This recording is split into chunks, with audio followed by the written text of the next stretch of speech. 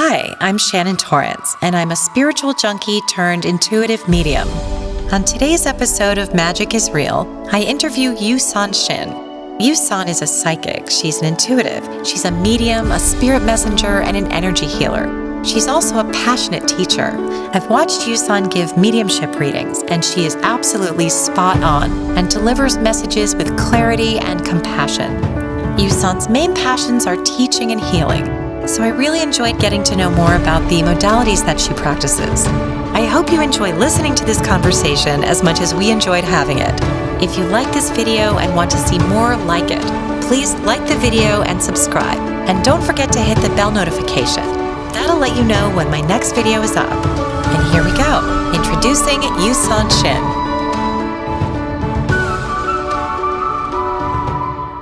Hello everyone, and welcome to Magic is Real. Today I'm interviewing the lovely YuSon Shin, who is a healer, an intuitive, a psychic medium, and a medical intuitive. Is that the proper term? Yes. Great. And the reason that I asked YuSon to be on today is that I attended a spiritual service where I also met my last guest, and it was that she was doing her mediumship at that time, and as a no cost service, which was lovely. And I watched her work and thought she was brilliant. But it wasn't just the fact that she was spot on with her reading. It was also the fact that I just really liked her. She's very grounded. She's very just, I don't want to say normal, because who's really normal, but she just came across as very genuine, very authentic, and someone that I wanted to get to know better. So I'm really honored to have her here today. So YuSon, how are you doing today? I'm doing fabulous. Thank you so much for having me on. I'm so excited that you agreed to do it. So what I want to know is, to begin with, I'd love to hear a little bit about where you come from in terms of your life story, your journey, what led you down a spiritual path. You can start wherever you feel comfortable or would like to. Yeah, actually, I was not born here. I came to the United States when I was 4 years old.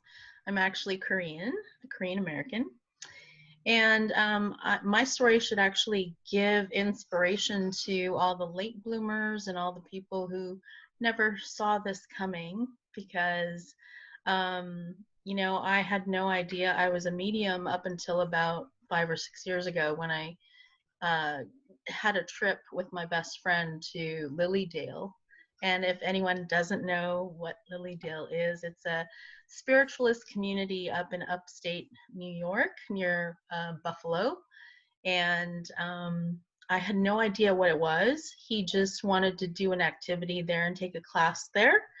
And took the class, and it was led by Lisa Williams, who's an amazing medium, amazing. And she started the class, did like a 15-minute reading, spot on, with amazing detail. And since my friend signed me up for the class, I had no idea what it was about. I thought it was just me listening to her doing these readings. And then she like clapped her hand and said, "Now you guys are going to do this." And I started sweating and freaking out. I looked at my friend and I'm like, "I'm going to kill you when there are no witnesses." Wow. And he basically said, "Just make something up. It doesn't matter. It's no big deal." And I got paired up with this lady next to me, and I just, let it all out. I just, I gave all these details, and I said, "I'm just going to do the opposites. It's opposite day for me." So she was a middle-aged blonde haired lady. And I said, "I'm getting a young man. He's 20. He has dark hair, well groomed. And he died of a motorcycle accident. And he says his name is Matthew, not Matt. Don't call him Matt. He doesn't like that." And I thought, she's never going to accept any of this because I'm making it up. And her eyes got big and her jaw like kind of dropped, and she said, "That's my son." And I Whoa. I freaked myself out. So Wow. that's when I realized that maybe there was something to that, but there was still so much disbelief. I understand that. It's so interesting because when you say you made it up, hmm did you, how did you feel at the moment? What were there words coming to your mind? Did you see in your mind's eye things, or did you kind of just let stuff flow and just whatever came out of your mouth came out of your mouth? That's exactly. I just let whatever came out come out. But I do remember thinking it's opposite. It's opposite of everything she is. So I have a male, she was female, he's dark haired, he's young, and she's middle aged, and everything was accurate. Right. So I work a lot with my claircognizance. So Mhm. I just happen to know things, and it just kind of spills out. And that's how it happens when I do my mediumship. And It's amazing that you yeah. say that because I've watched you work and I can say that you're confident, you just say it and everything checked out. And I also find that really fascinating because I really want to go to Lilydale one day. That was before COVID times. I had that on my list Yes. and I still do. And Lisa Williams is one of the people that sort of got me into this whole thing. I always wanted to work with her. She's, again, a bucket list person for me to Yeah. meet and work with. So that's really, really exciting to me. So after this experience, what happened then for you? That's when I realized I was a medium. Yeah. Prior to that, I just knew I was a healer. I knew it since I was very, very young. I wasn't one of those people as a medium to see spirits when I'm really young, Mm, and talk to fairies and see angels and things like that. I was very grounded. My upbringing is very uh, kind of utilitarian. It's very, let's state the facts, let's only deal with logic and nothing else. yeah. And, but I always knew that people always loved talking to me. It's a little crazy how complete strangers would come up to me and tell me their deepest, darkest secrets. And it's one of the, telltale signs of a healer. And animals that typically do not like people, they oftentimes like come up to me, and dogs and cats, and people are astounded that, my God, my dog does not like anybody. My cat always runs and hides. I don't understand why she's rubbing up against your leg. So there are all those stories like that. So I've always known I was a healer. I became a Reiki master about 20 years ago. It's been quite a while. And I still do Reiki, but it's just one of many tools in my tool chest. So Yeah, I actually just became Reiki certified myself, and it's. I was saying to my last guest because Clayton does it too, yeah. and I was saying that when I first heard about it and even experienced it, I kind of thought, "Is this? How can? What is? I mean, what do you mean? What do you mean you're harnessing energy? That sounds a little woo woo." And a friend of Yeah. mine was like, "Wait, I'm going to pay whatever 100 over $100 to have someone just sit there and I just lie down, and what that does seems really woo woo." But now I'm sort of understanding more. What's your sort of interpretation about what it is and how it works? Basically, it's harnessing universal energy, and with mediumship or healing, it's getting out of your own way. So you're not using your own energy, you're using what is already there and exists, and really just kind of amplifying it and focusing like a laser, Mhm. almost. And the benefits are so astounding that you kind of get addicted to the results. Yeah. Yeah, I think so too. And when you say that you knew you were a healer, did you know it as a child I did. consciously? I am a hmm healer. What was it that sort of made you? What was your thought process as a young person, and your experience in that field, that sort of led you to know that you were a healer? I mean, even from a very young age, when I would give my mom like little massages at 5 years old with tiny little hands, like she would, and she wasn't just saying it just because she's my mom to make me feel good, but she'd say your hands are like magic. Mm-hmm. And so it's kind of progressed from there. And people just say that they feel better and uplifted just by talking to me. Mm-hmm. So that's another sign too. And I went to UCLA and I graduated with a degree in psychology, but I didn't want to go into that because I just felt like it wasn't the right. It was just so. Um, it wasn't the right platform for me, Okay. in terms of career. It was just a little too confining and restricting. Mm-hmm. Yeah, I So started out as a psychology major as well, and because I was interested in humans, and then I thought, oh, all this mm, scientific stuff and all of the testing and stuff, that's not where my brain is. So that's yeah, really interesting. Do, exactly. do you, I'm someone too who is the person who comes over and animals flock to me, even if they're the dog that everybody that doesn't like people, and people always say, oh my gosh, how, what, my dog doesn't like anyone. So Yeah. I don't, you haven't mentioned this, but I was curious, are you able to communicate with animals as well? Or what do you think about that? I think most mediums and intuitives, that if you use your basic intuitive foundation, um, anyone can do it. I Yeah. mean, it's just amazing. Just the whole thought of saying hello and expressing love and kindness to any human being or animal, like people get that. And animals get that. And animals actually, they feel a lot, and they also use images. And so when I see flashes in my third eye, I know that they're trying to tell me something. And I think the hardest part, especially because I do a lot of healing on animals as well, is when they don't know what's wrong with them, so Yeah. they can't tell you. So you can ask as much as you want, but they just know they don't feel well. So Right. that's the hard part. Yeah, but they will Yeah. tell you things. That's funny because my boyfriend used to be has always been very close with our little kitten, and they have this bond.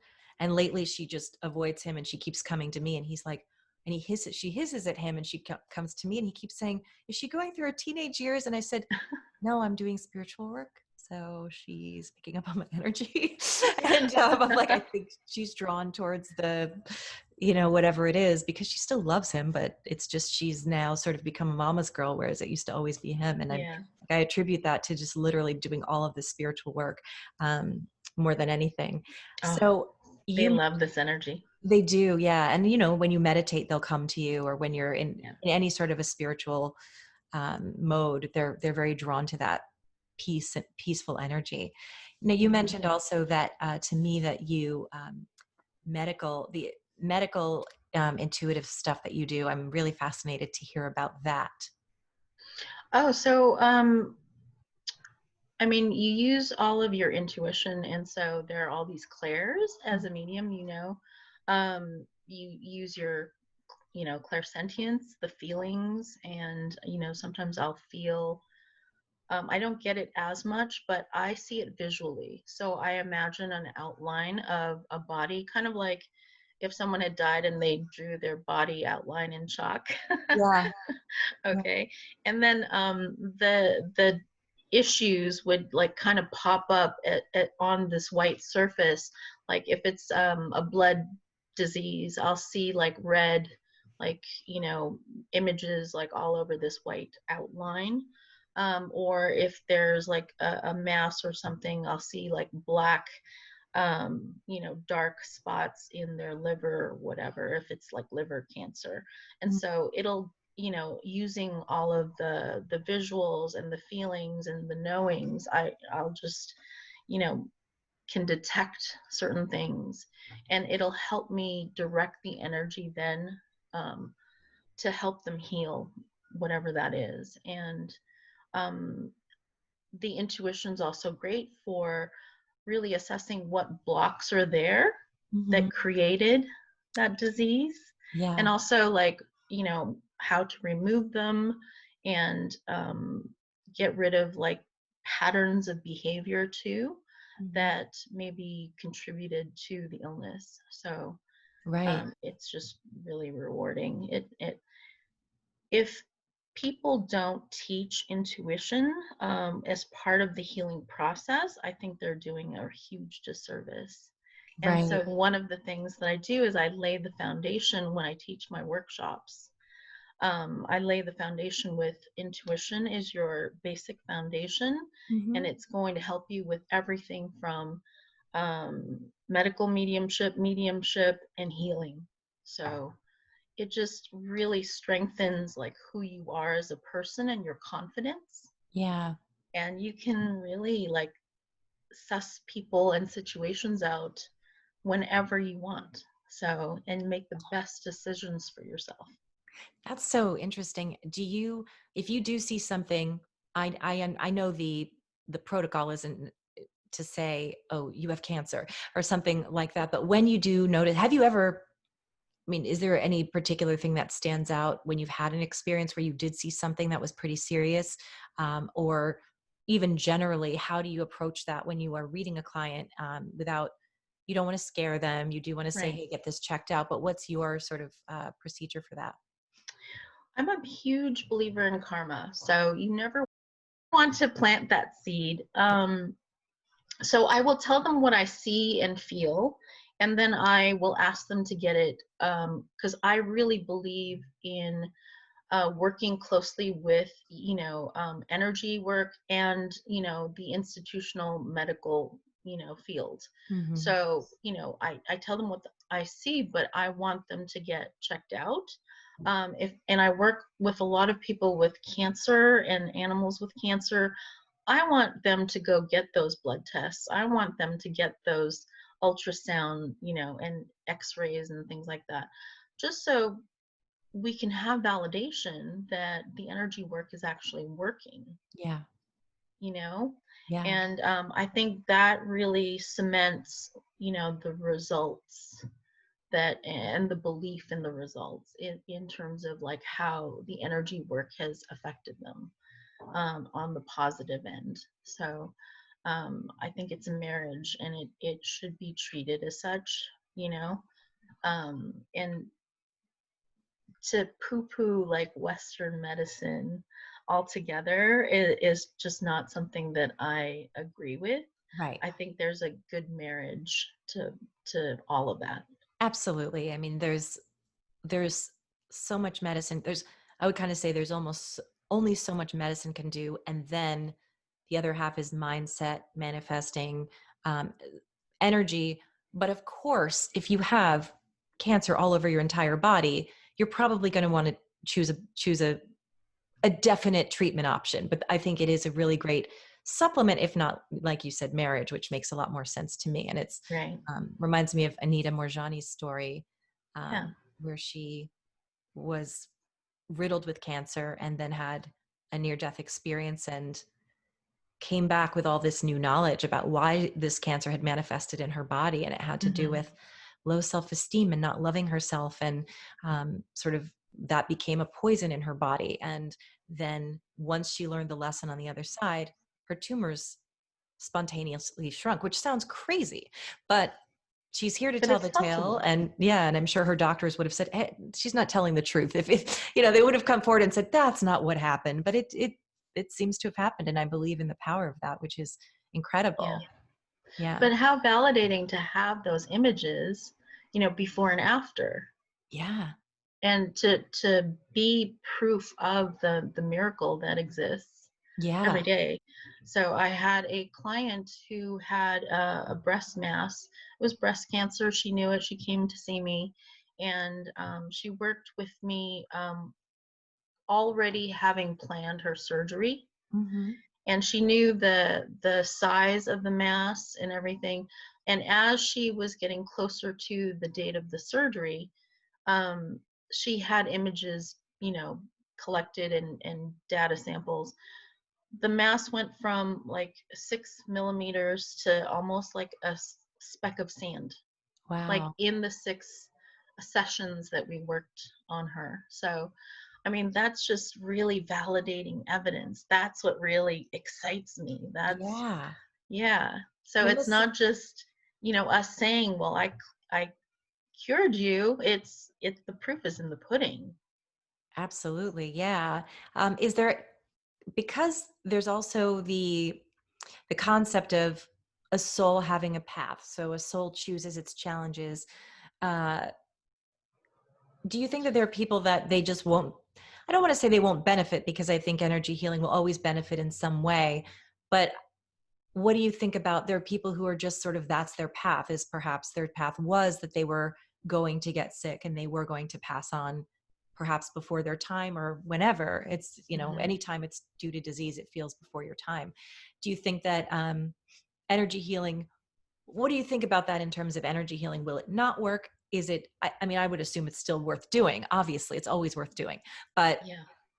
how do you think that works? If my question really makes sense, I'm not really sure exactly how to word it. Yeah, I think I understand. Yeah. So free will comes into play with everything. Okay, yeah. And so the more open you are and the more you're willing to do the work on yourself. And also, healing is a lifelong process. Hmm. It's not just a one and done type of deal. And you can make significant changes in your life. And it really depends on what you set your intention to be. Hmm. So, do you want to overcome? And also, and I also do believe that things are pre-planned, but I do think that there are choices that we make every day that can alter those plans. I do too. Yeah, for sure. How much, from what I know of you, it sounds like healing is really your main jam. Is that primarily what you end up doing, or is it really just, It is. yeah. And I know the answer to this, but because, we're having this conversation Yeah. for the greater world, what's the difference between, I know that you offer uh, psychic services and also mediumship services and also healing, but what's the difference between psychic services and mediumship services? And Oh, how do the two blend too? it actually naturally blends together, but if someone comes to me and wants a psychic insight into their life, so I would be doing a soul to soul connection between one person who's living and myself, Hmm. to get the information. A mediumistic reading consists of me raising my vibration so that I can actually communicate with soul and spirit. So I wouldn't be getting the information from you, I would be getting the information from your loved one. So that's the main difference. And you do feel the elevation in energy because you do have to, like, they kind of lower theirs and we raise our energy so that we can meet and communicate. And you do feel that difference when you work. Yeah. And how do you, when you're doing mediumship, how do you personally raise your vibration and make the connection? I think at this point, I bet you'll say that it just, you can just do it like that because you, spirit knows and but I'd Yeah. like to know what your process is, or even was in the beginning when you were first learning. Oh my Uh, gosh. yeah. Yeah, it's definitely a process. I think in the beginning, I thought that I had to meditate like for an hour a day. And I'm like, I don't have time for this. Yeah. So, but I think I've come to the realization now that, being able to raise my energy levels, it's almost like riding on a hot air balloon. And so you want to cut the dead weight. So you want to make sure that you have good energy hygiene. So, like, I ground myself really well, and I clear whatever isn't serving me. And, as we go through life, other people's emotions and traumas, sometimes, we absorb that. And so that weighs us down. So as much as I can clear that, and then sitting in the power to really raise my awareness of the spirit world too. So, and now it's come to the point where I could do all of that within just a few minutes before I tune in. So, Do you say a prayer or do you just kind of sit there for a second? I actually do physical like energy clearings. So, um, I don't know if anyone's ever heard of Donna Eden, but she does energy work. She actually can see people's auras and their meridian systems and things like that. And she has different exercises that you can do on the physical body. And anyone can look her up on YouTube. They're very short exercises, but they're physical, and that's how you move your energy. So I will do some of her exercises, and I will quiet myself and really just expand my energy so that up and out. Mm-hmm. Yeah. Yeah. Is it more of a visualization for you where you just imagine your energy sort of Yes. like a fountain? It's kind of, yeah. Yes, exactly. Kind of what I do. I sort of imagine the energy coming out of my head and falling over myself like a shower of energy, which is really Yes. And it nice. usually comes out from up top. And when I work, I get the tingles right here. So do I.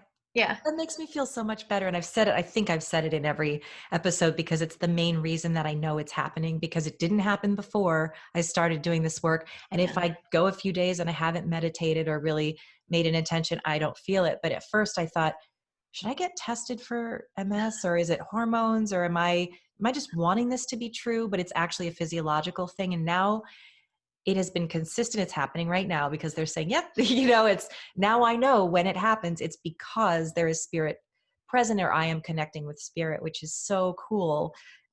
Yeah. And that's when I know, okay, it's good to start. Now I'm in a good flow where I'm like, okay, they're there. So now it's just a matter of trusting me to Yeah. say what I think, feel, sense, know. And um, for people that are beginner level, like I think this is my first year where I've actually learned that I could do that. But I didn't even know that you could learn. I just wanted to do it. And um, what would you say in terms of learning to control it? Because I think sometimes it'll come to me and I'm just sitting there and it start tingling and I go, okay, I got to stop. There's something they're trying to tell me.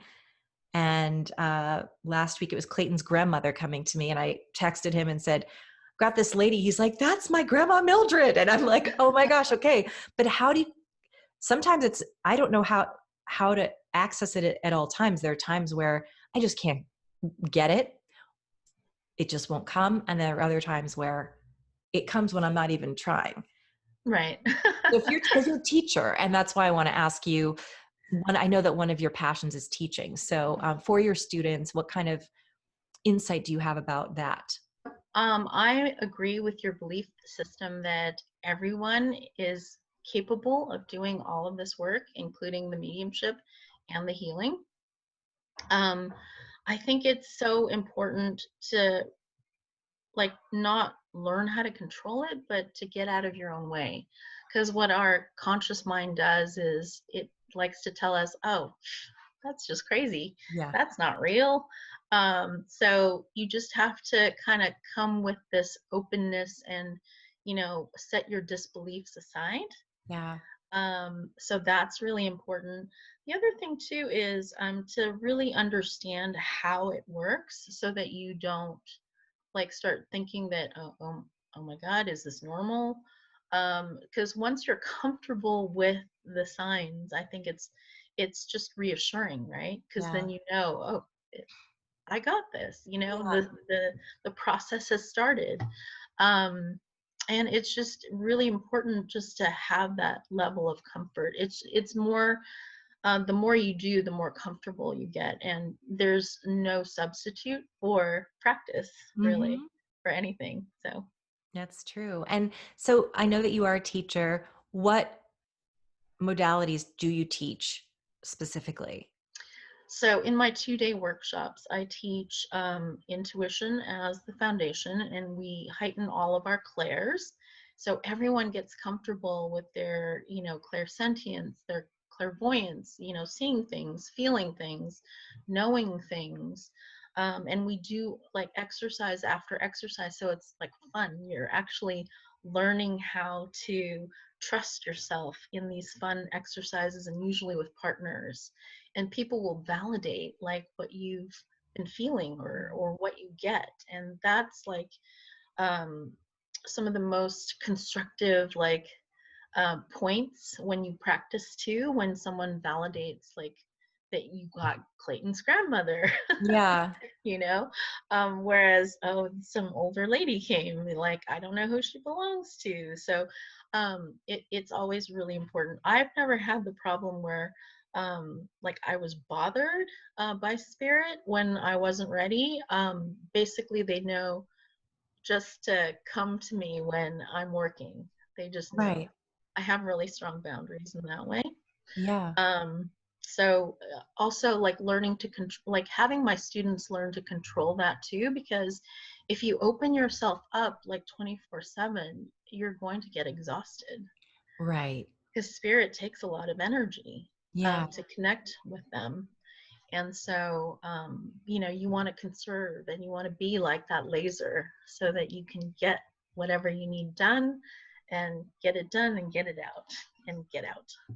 Yeah. Yeah. And it kind of seems from what because I'm obsessed with this topic, that the people who are sort of bombarded tend to be people who didn't choose to be mediums in the beginning. I mean, I'm sure there are people who are bombarded once they make the choice, but the people who are bombarded when they're children, and they already know things, and they were a born medium, Yeah. they've had their brain scanned, and they've found that their neurotransmitters work a little bit differently, or the shape of their brain, different parts of their brains are developed more than other parts of their brains. So that's why they're able to pick up on that frequency or Right. of the other side. Whereas the rest of us have to, if we're not born realizing we have it, we have to sort of put ourselves in that state to learn. And then our brains can adapt and say, okay, this is where it needs to be for me to pick up on that frequency. And that's, people like, well, I don't know about you, because it sounds like it sort of just came naturally to you. You just didn't know that you had it. Yeah, I Which guess is so. a really interesting story too. But were there other times throughout your life that you now look back and say, oh, that's what that was, like when you were a child, or where you were in college, or what age, or whatever, whatever you were doing with your life at that time? Were there times in your life where now you kind of look back and say, oh, that was me being a medium and I didn't realize it? Actually, I don't have any single memories of seeing spirit or anything like that. There are a few occasions where I heard my name being called out. Oh, wow. I'm by myself walking around minding my own business, and all of a sudden, and YuSon's not a very common name, Right. and I heard it very clearly and distinctly. And I'd like look around, and there would be nobody there. So those were some bizarre instances, and I never really knew who was calling my name. Mm-hmm. So things like that would happen. I did go through a period where, as a child, I would talk to God, and I Mm-hmm. didn't even like, I had a relationship with God, but no one, like, and I did go to church, but it's not something they teach in church, or Yeah. at least not in my church.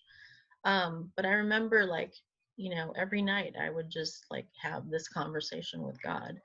And the funny thing is, I went through a period in college where I became a complete atheist because of something that happened.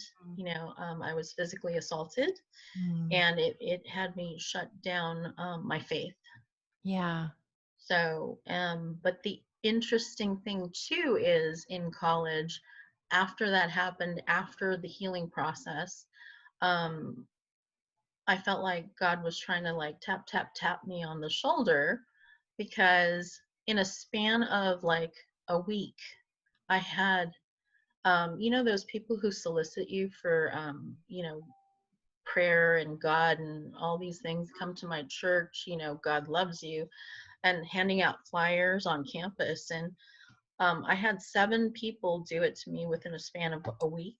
And I Wow. started talking to my friends and I'm like, haven't you like seen these people like God worshippers like trying to like, you know, get your attention? And people had no idea what I was talking about.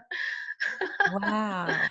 Well, yeah. And, they actually say that people who have experienced trauma, often that opens something up. And I studied with Carmel Joy Baird also, and I think it's she who mentioned in her book that when she had a brain scan, they found that it looked as if she had sustained brain damage, because Mm, she talks about her very traumatic childhood. So, and I also have heard about people with PTSD, suddenly their brains are open up to this ability very strongly, and it's because the fear center of the brain, I think, grows and another part shrinks when you've experienced trauma. So yeah, it's very possible that at that point your antennas, and it makes sense, because if you have endured a trauma or you've been assaulted or something else has happened to you, that was very traumatic, your brain is trying to protect itself by anticipating the next danger. And so your brain becomes on high alert. Well, of course, then you're going to be more tuned into the spirit realm. right. So, and actually, I think healers and mediums who've gone through life make the best healers and mediums. Yeah. Because if you've lived an idyllic life and nothing has ever happened to you, you can't relate, or other people can't relate to you. Right. And so, really, I mean, I've read a lot of autobiographies of mediums who said, they knew from very early age that they could talk to spirit, but spirit actually told them, you need to experience life, Right. That's right? true. Yeah. I know I've read I don't know what book I haven't read at this point. And it's like they're also similar. And for some reason I keep going, why do I keep needing to listen to them? I just can't get enough of them. But Yeah. it is such a common story. And I think also they say that also after people experience a great loss, a death of a loved one, often their mediumship abilities open up too. Do you believe, have you seen that? And why do you think that is specifically?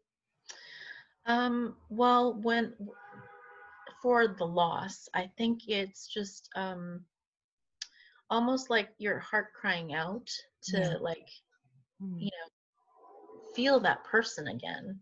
And so it's spirit's way of responding. Yeah. And, so I think it's really um, like unfair to say, well, God or spirit, like I asked them for help and they never answer. Mm. It's actually, they do answer.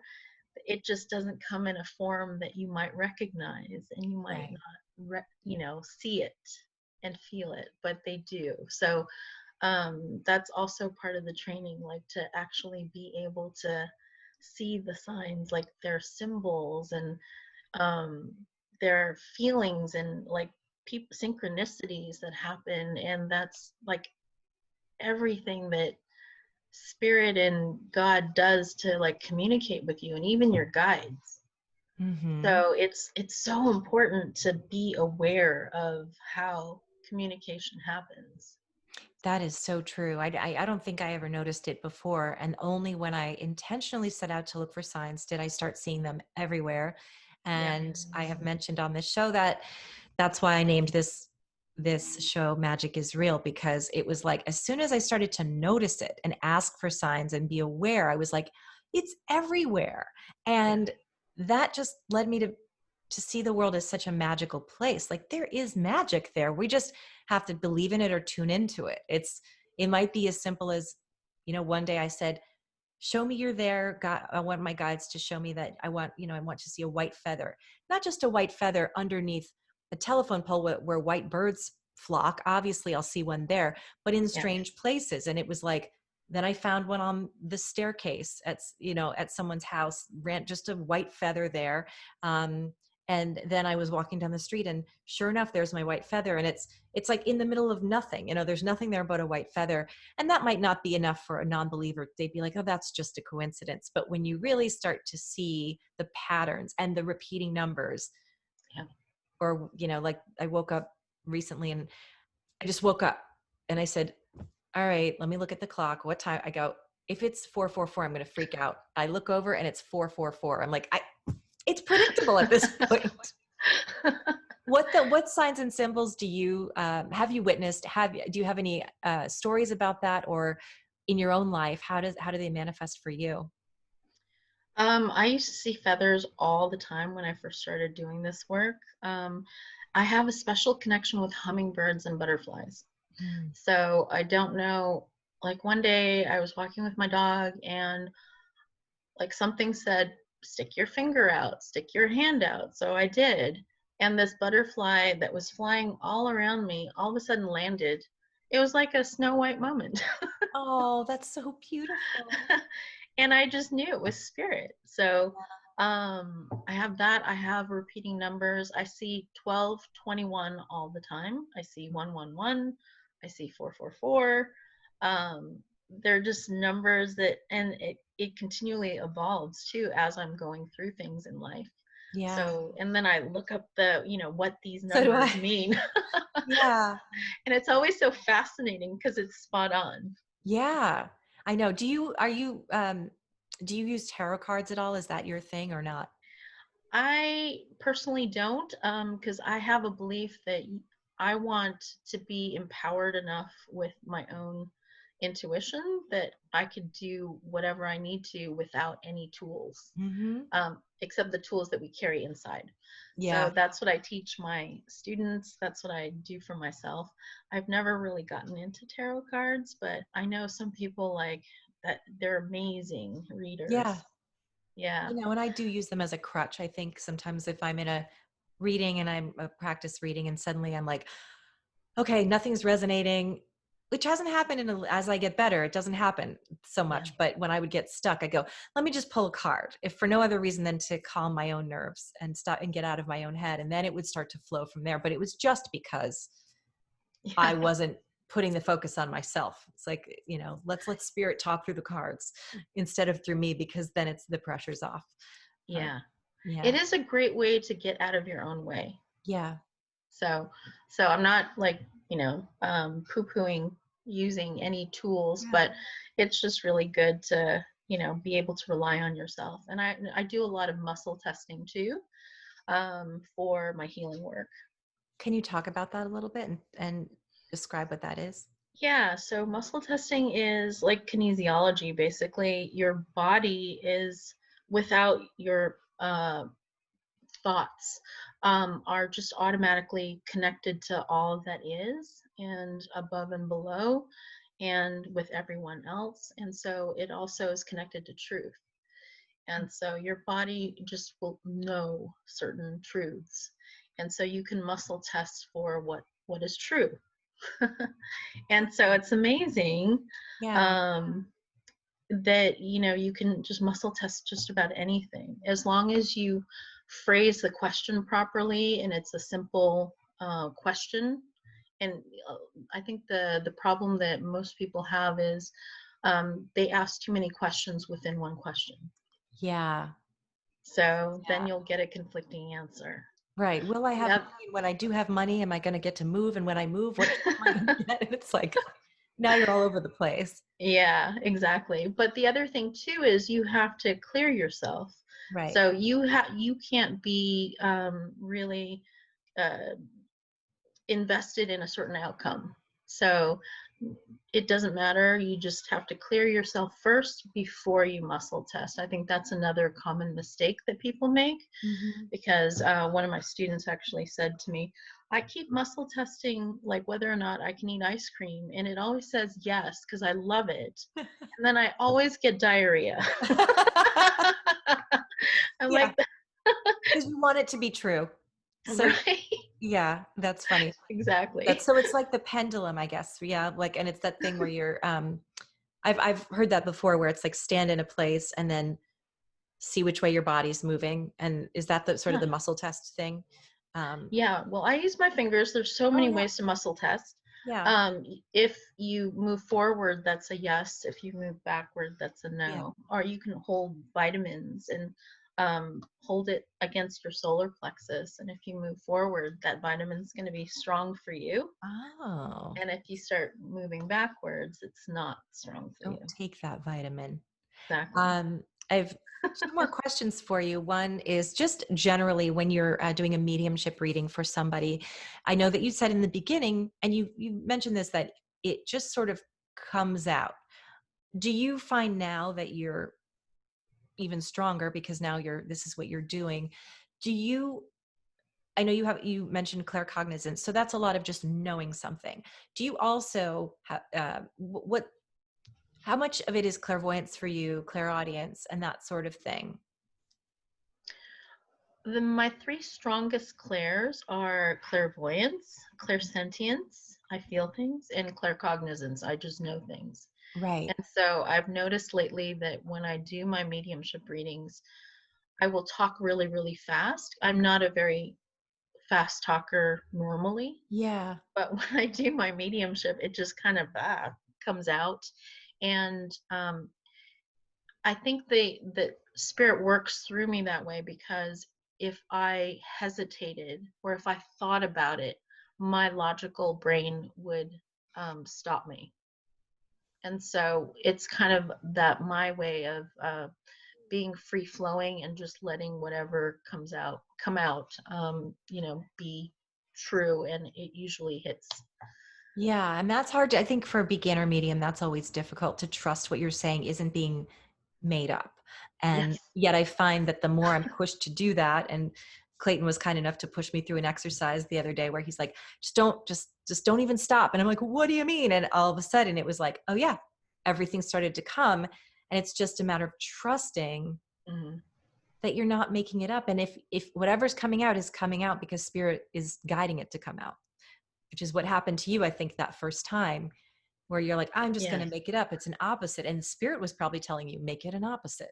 And Right. that's how you were right. But it's so hard not to feel like, well, I don't want to be dishonest, or I don't want to feel like I'm just, BSing them and being like, oh yeah, you got this grandma and she was a lawyer, and and you feel like you're just, I don't want to be fake, but it isn't. And that's the thing you have to get used to, is knowing that it isn't. It's real. Yeah. And it's really funny that way. Now, I wanted to have you plug something that is coming up for you. I believe it is a class that you are teaching or participating in. So please tell us about that.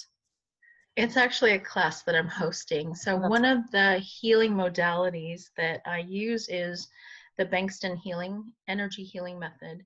And it was originated from someone named Bill Bankston. He's a doctor of sociology, but he is like the ultimate skeptic. I think he's actually president of the Skeptics Organization. oh, So, but he's very into scientifically testing things. And that's also what I adhere to. So he's taken his healing modality and run multiple scientific tests on it.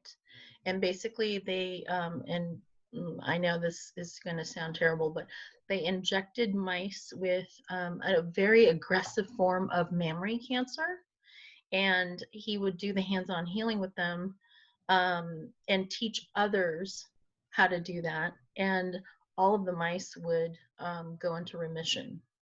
oh, wow. That's incredible. So, and then that was his first experiment. Then in his second experiment, he took a bunch of skeptics and taught them how to do this healing technique, and they healed their mice. So Wow.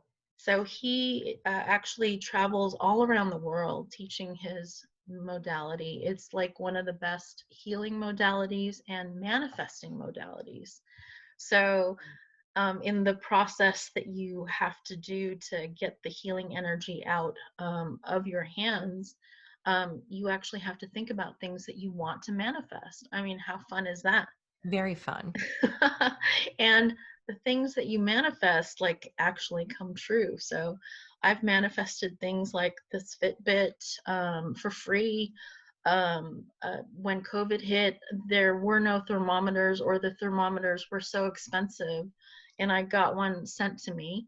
I manifested a trip to Hawaii to swim with dolphins. I Wow. mean, the the list is just endless. That's And so so, cool. yeah, and so he's actually, I invited him because I was skeptical, but I took his workshop in Santa Barbara 3 years ago, and since then the healing technique has, helped lots of my clients because it's one of the underlying techniques that I use all the time. And I was so excited. I asked him to come to teach in LA.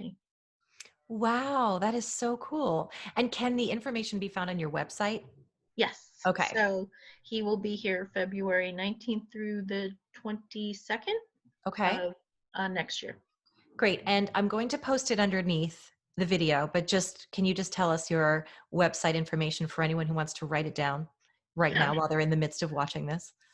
So my website is actually just my name. It's YuSon, YuS like Samantha, ON like Nancy, Shin, SHIN.com. Fabulous. Thank you so much, Yusan, for your time today and for sharing all your insight and your wisdom. I know I'm personally looking forward to working with you someday soon in a class setting. So, and I also just really appreciate, as I said, your groundedness, your authenticity, and for being able to talk about this stuff in a way that I think is very relatable. So even if you were a skeptic, I can tell that you're not crazy. I can, I think it's, and none of the people that I interview are. That's what I love about it is when you realize that mediums aren't what you see in the movies. I think some are, but not, that's just a personality thing. It's not, I just think it's really interesting to hear about these woo-woo topics from people who are very grounded and very clearly very intelligent and very rational and very reasonable people. I too, at a point in my life, was an atheist and was like, I don't think anything happens. I think you turn to dust. So I just think my life has become so much fuller since I realized that that's, in my belief, not true. And I really appreciate you being part of the conversation and helping me also just kind of keep spreading the word about spirit. Thank you so much. I mean, this has been a blast, and I think the biggest message is to have fun. I love that message. That's great. Well, thank you again. And I'll speak with you soon. Okay, bye. Bye.